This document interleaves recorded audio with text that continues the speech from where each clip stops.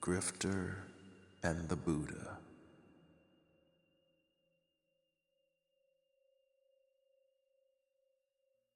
Here we have a bustling marketplace. Golden sunlight casting long shadows over merchants and their wares. The scent of spices and incense fill the air. A mysterious figure moves through the crowd.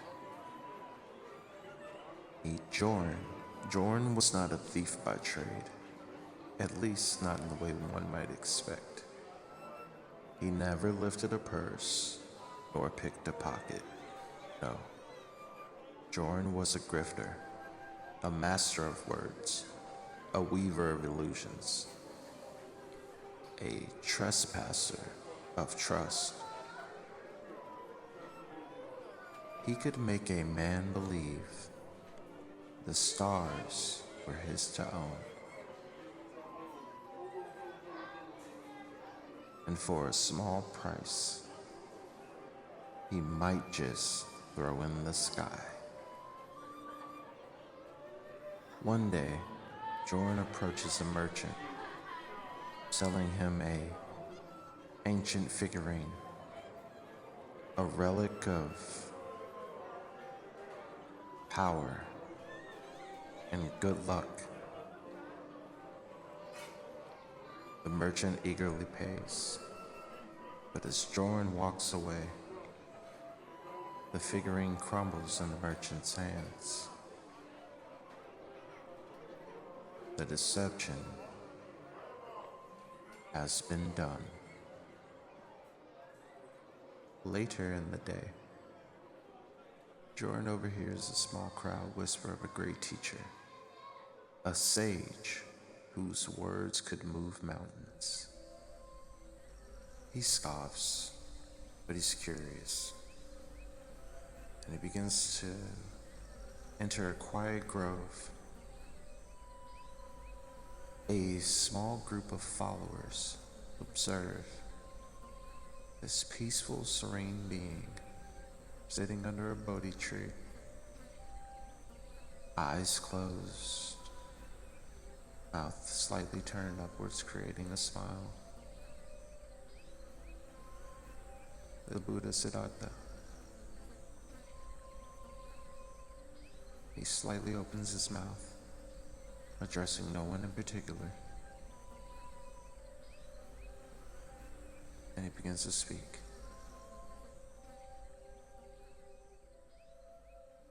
One who builds wealth at the expense of another builds a prison of their own creation.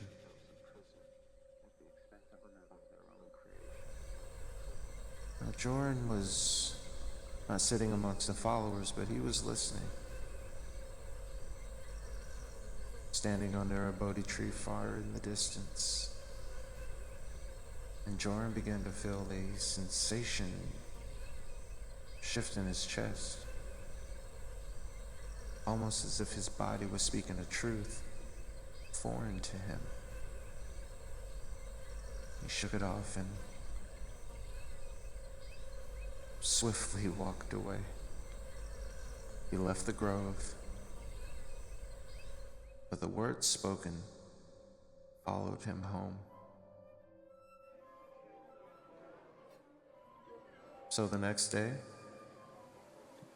Joren doubles down on his schemes, but something's changed. The merchants are a little bit more wary. The market no longer seems to welcome him. Joren recognizes a child he once tricked, and the child hurled a stone into his eye, sending him fleeing into a dark alleyway. Something was happening, and it was tearing Joren down, and Joren could not figure it out, or even come close to admitting it. The walls that he had once built, the ones he hid behind to feel superior to others, or clearing out for something so much greater. Joren returns home and he stays there for a week, accounting for every coin he ever took in the name of deception. He could not sleep. He refused to eat. He counted every coin he made from an act of deception. And that's when he realized his actions created a prison he could not escape through force, but surrender.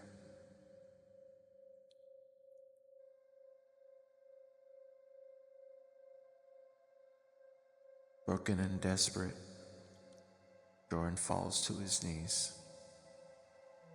And that's when he hears the Buddha's voice.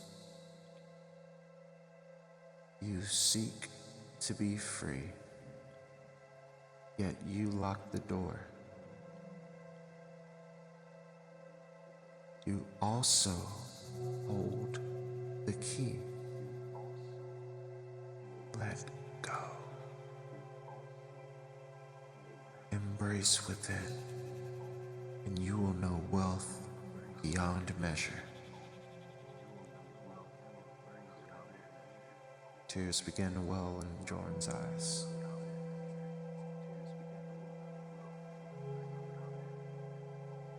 Not from a feeling of lack or guilt or shame, but from the weight of those things being lifted.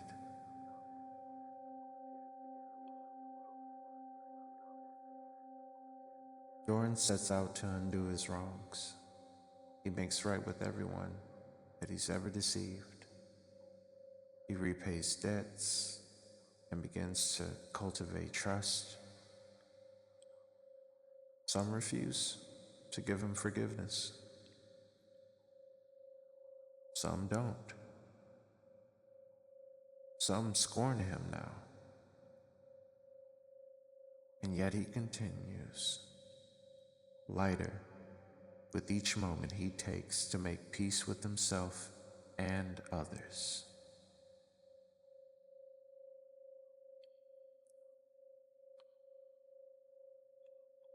He becomes more transformed.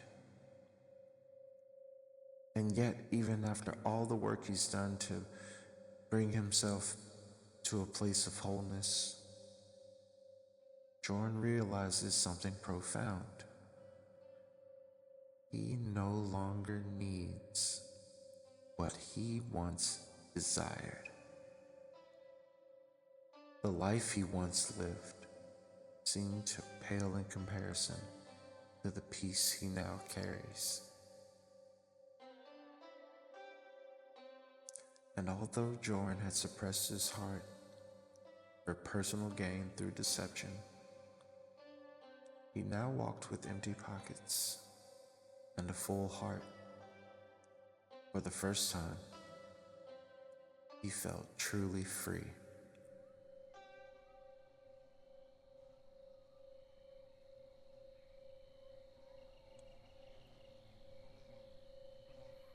So Joren decides to return to the grove. He quietly approaches the Buddha, kneels in his presence with his hands pressed together in gratitude, and he bows, and with eyes closed, the Buddha smiles softly, but says nothing. No words are needed. Love spoke that day.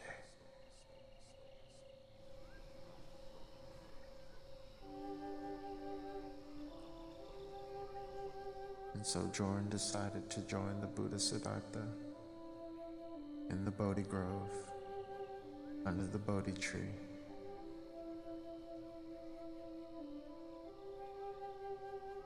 from a place of peace, love, and understanding.